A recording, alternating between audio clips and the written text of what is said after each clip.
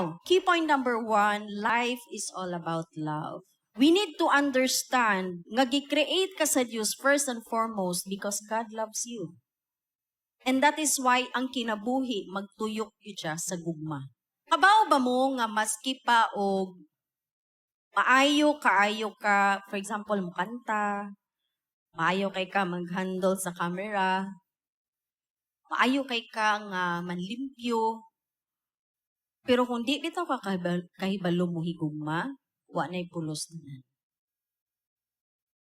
Maski pa siguro maayo kay kumutudlo diri din pag uli sa mong balay, syagitan ra nako akong mga anak, wa ni pulos tanan akong ginabuhat. Because life can be measured only by love. So, ano ko pag-react ka na?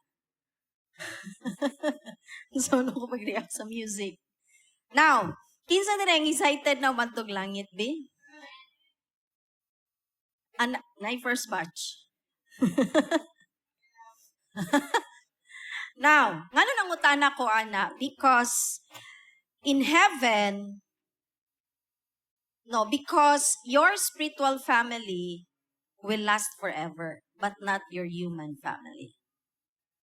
That is why, again, inana ka importante nga malangit gyud tang tanan. Kay ang spiritual family, siya ang mulahutay. Ang kalibutan, temporary ra nato ni nga puloy-an. Kung mamatay na ta, Judgment Day, mubalik si Jesus, naa ta tanan sa langit. Kita tanan nga nagdawat kang Jesus. Nya, pag tour ni mo dito, wala imong papa. Wala imong best friend. Kaganina, no, your love never fails. Na-mention dito ang chasm. Chasm is the distance between heaven and hell. Nya, nahimo na siyang nawala nga chasm sa dihang mudawat ka kang Jesus. From hell, musaka ka padung sa langit. But the chasm is far too wide.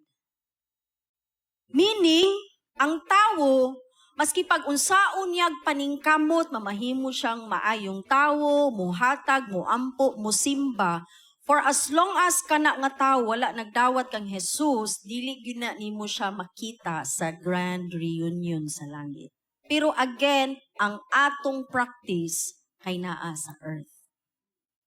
Dili ta pwede mo ingon, ayha na lang kumulab pag naa na ko sa langit, di kita ka-love dito.